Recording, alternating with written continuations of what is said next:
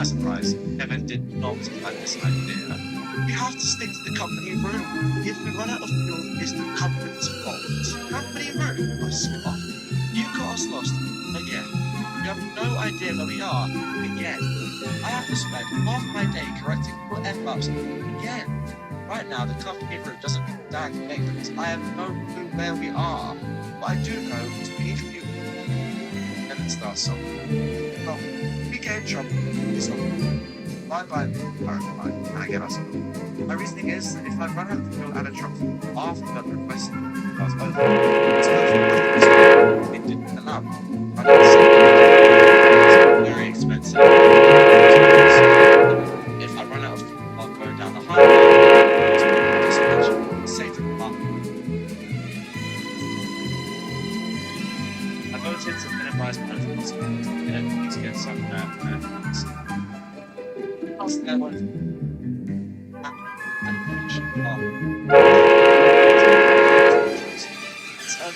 So several other trucks yeah. Surprise! Dispatch approved. Searched. No reply that they took him. Kevin.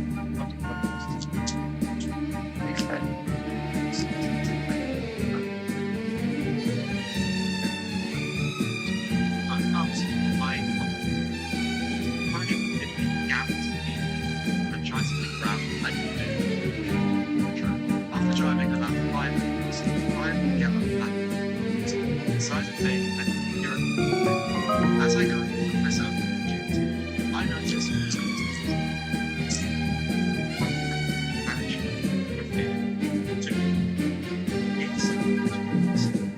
Right. Take my phone, step out of the truck, and think, what are you two doing? Did you end up What gave you? What do you mean? Well, Kevin says that you've been ignoring the company routes. That's why you've been getting lost. That explains it. Kevin, little piece, sent her a text message with some made-up story.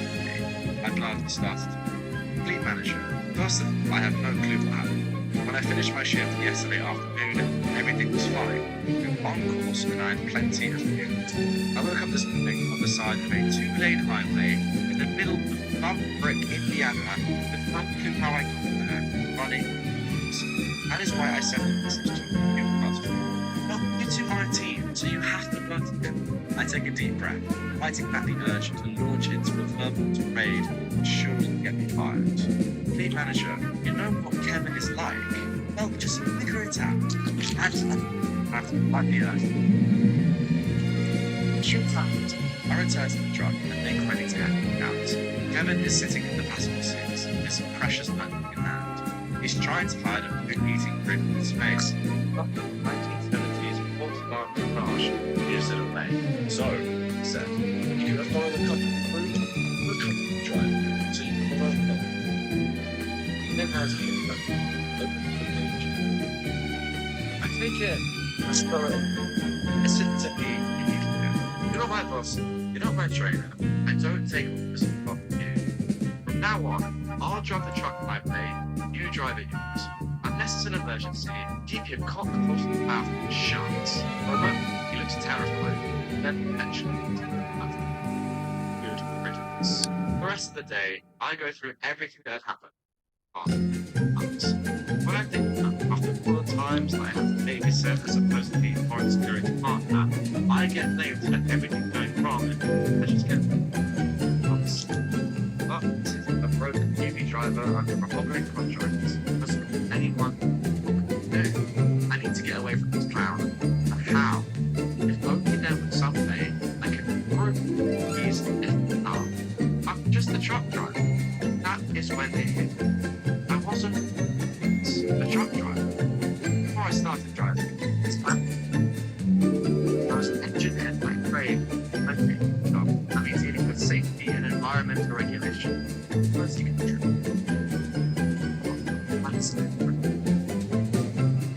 for corporation, the company I was driving wasn't a corporation.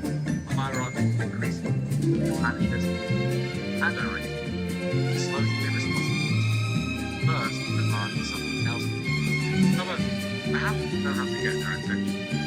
Meditation. But when something wrong, my father finds investigation. One of my old jobs is to investigate accidents.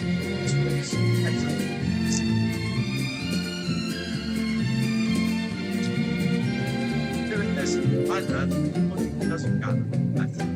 Dates, time, age, differences, photos, video, ambient air temperature, device Bangladesh, and remotely relevant right it down. Listen, really good. What's the money? So I took this and it began. First, and sound. In addition, every time you got lost, my phone.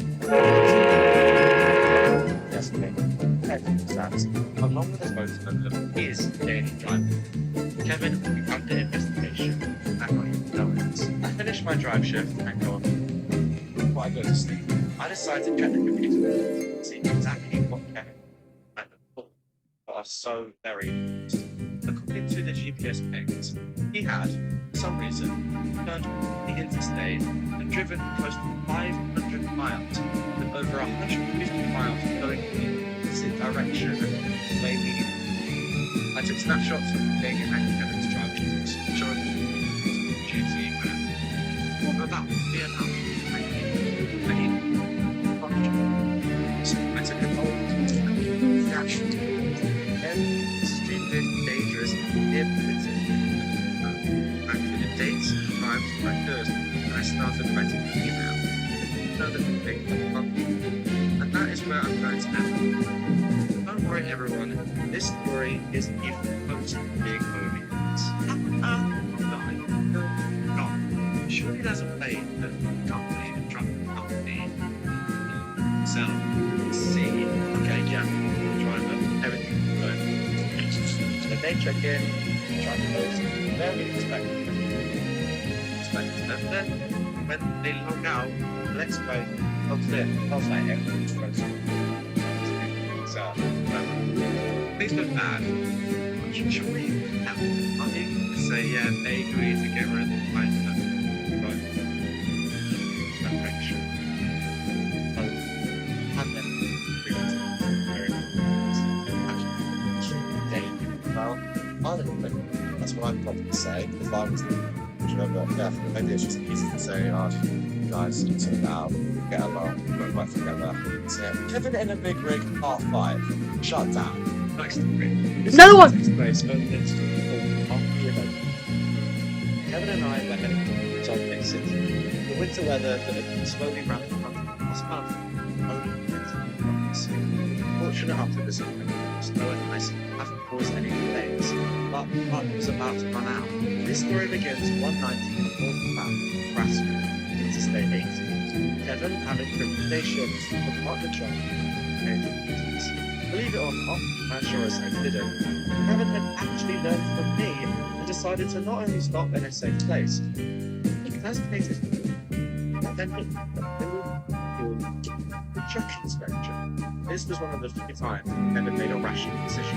While he went into the truck stop, I recalled and inspected it. After making sure it was in good shape, I took a look at the pattern. A massive winter storm had been building up, with all predictions of it and us on the condition. The company's safety department, several weather alerts, which our person is just around all his old to dates. Unexpected Wyoming, the next state, serious hurricane storm. Several things already being. Thank God it was my ship this time. Kevin would have wanted the truck and us.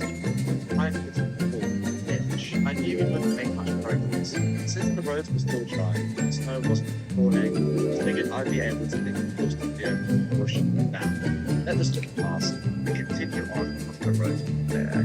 I'd driven this route many times by point, and I knew the best place to go. I set the GPS to take us to the truck stop just past the Wyoming state line. Go inside for a Oh, hell no! Oh, you know, you make me wanna shout!